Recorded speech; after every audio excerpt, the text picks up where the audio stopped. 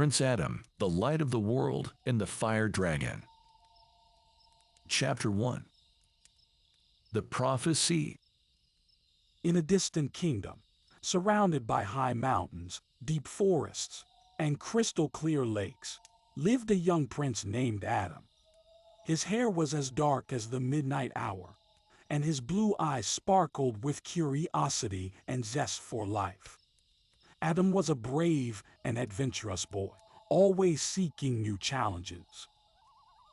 The world around him seemed full of mysteries and wonders, and Adam spent his days exploring the hidden corners of the castle, speaking with the blacksmiths and carpenters in the village, and dreaming of the distant lands he would visit one day. His passion for stories and legends often led him to the royal library, where he spent hours studying ancient scrolls and dusty books. On a foggy autumn day, as the kingdom was covered in a gloomy gray, Adam discovered a hidden bookshelf in an abandoned corner of the library. His finger glided across the tangled book spines until he finally pulled out a special book, its cover adorned with mysterious symbols. The book seemed ancient, and as Adam carefully opened it, the yellowed pages crackled softly. The swirling letters told of a mysterious prophecy, which spoke of a great danger threatening the world. The prophecy said that a young prince would free the light of the world that had been swallowed by a powerful fire dragon. Adam felt his heart beating faster as he read the prophecy. An inner voice told him that it was about him. He decided to speak with his father, King Leopold, about his discovery. In the evening, Adam requested an audience with his father in the throne room. The majestic room was filled with golden light, radiating from the tall candelabras. King Leopold sat on his imposing throne, adorned with fine carvings and sparkling gemstones. "Father," began Adam with a trembling voice, "I found a prophecy in the library today that says, a young prince will save the light of the world. I believe I am that prince." King Leopold smiled lovingly and replied, "My son, I knew of this prophecy before you were born. Your mother and I have always believed in your great destiny. You are the one to fulfill this mission, and I am proud that you have the courage to accept it." Adam breathed a sigh of relief and thanked his father for his support. Together, they went to Queen Beatrice, who was waiting for them in her chambers. When she heard of the prophecy, she lovingly placed her hand on Adam's shoulder. "You are our light, Adam.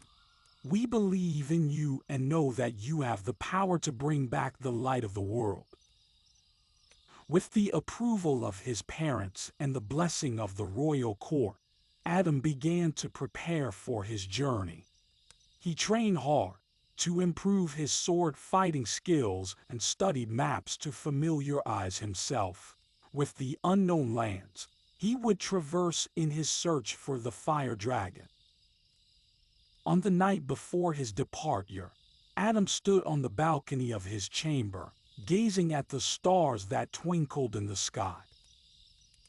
"I will bring back the light," he murmured determinedly, clenching his hand into a fist. The next morning, as the first rays of sunshine kissed the horizon, Adam set out to save the kingdom from the impending darkness. He knew the journey would be dangerous and that he would face many challenges. But he was ready to fulfill his destiny and restore the light of the world. With his faithful horse Sapphire by his side and courage in his heart, Adam's great adventure began. Chapter 2. The Journey Begins. Prince Adam left the kingdom with his faithful horse Sapphire and set out into the vast unknown world. His journey took him through dense forests, over gentle hills, and along roaring rivers. Along the way, he encountered many interesting characters who enriched his life and mission. One day, as Adam rode through a mysterious forest, he heard a wise, gentle voice whispering his name. He followed the voice and found a clever owl named Aria, perched on a branch, observing him curiously. Aria was no ordinary owl. She had the extraordinary ability to see into the future. "Prince Adam," began Aria, "I know of your mission, and I wish to help you bring back the light of the world." Adam was impressed by Aria's abilities and asked, "How can you help me, Aria?" "I can guide you on your path and warn you of the dangers that lurk on your journey," replied Aria. "Together, we will find the light." Grateful for Aria's help, they continued their journey together. Only a few days later, they met a brave knight named Sir Cedric. He was tall and strong, with an impressive sword at his side. Sir Cedric had heard of Adam's mission and wanted to assist him in his quest. "Prince Adam," said Sir Cedric as he knelt before him, "I am prepared to give my life for the kingdom and the restoration of the light. Allow me to accompany you on your journey and protect you." Adam was touched by Sir Cedric's loyalty and welcomed him to their team. "Sir Cedric, I am grateful for your support. Together, we will bring back the light." Together, Prince Adam, Aria the wise owl, and Sir Cedric, the brave knight, formed a strong team, ready to face any challenge. With combined forces, courage, and determination, they continued their journey to save the light of the world. Chapter 3. The Dark Threat. The team of Prince Adam, Aria the wise owl, and Sir Cedric the brave knight continued their journey to save the light of the world. Day by day, they traveled through the land and encountered many different creatures and people who gave them clues about the whereabouts of the fire dragon. One day, as they were resting in a small village, they heard an old man tell the story of the fire dragon. "The dragon lives in a cave at the peak of Mount Draken," the old man narrated. "Since it swallowed the light of the world, many brave warriors have set out to bring back the light, but none have ever returned. Adam, Aria, and Sir Cedric knew their mission was dangerous, but they were not discouraged. We will find the fire dragon and free the light of the world," Adam declared determinedly.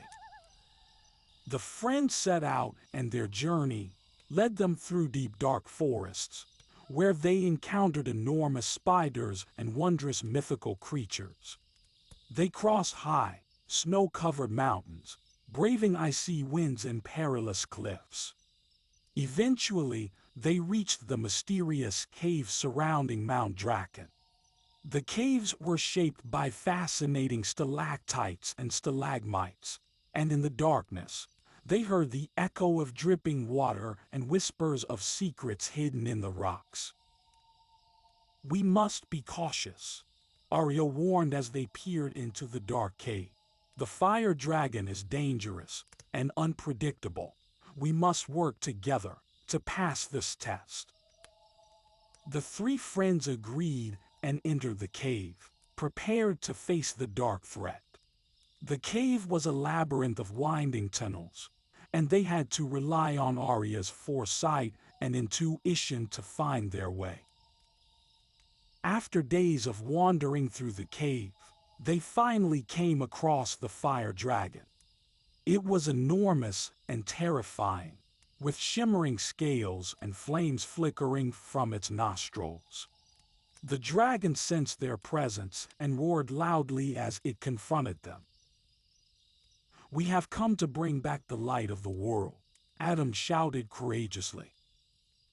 You cannot stop us, dragon.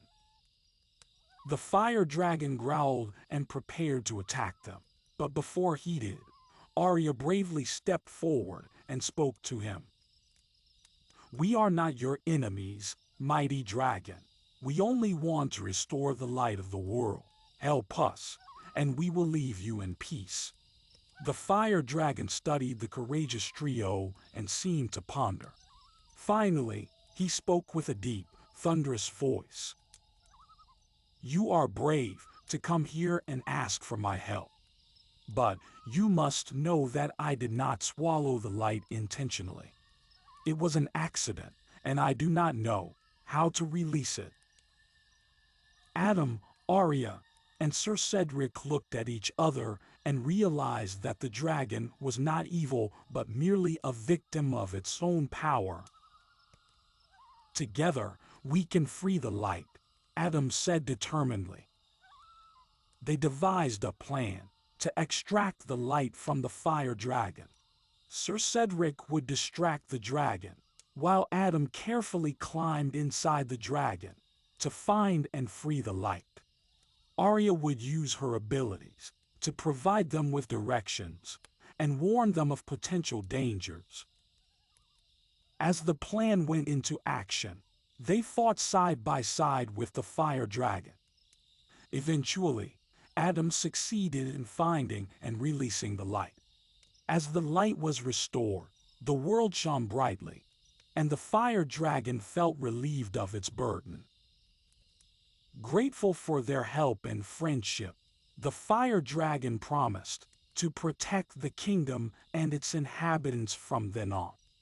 Adam, Aria, and Sir Cedric returned as heroes who had saved the light of the world and formed a lifelong friendship with the mighty fire dragon. Chapter 4. The Grand Celebration.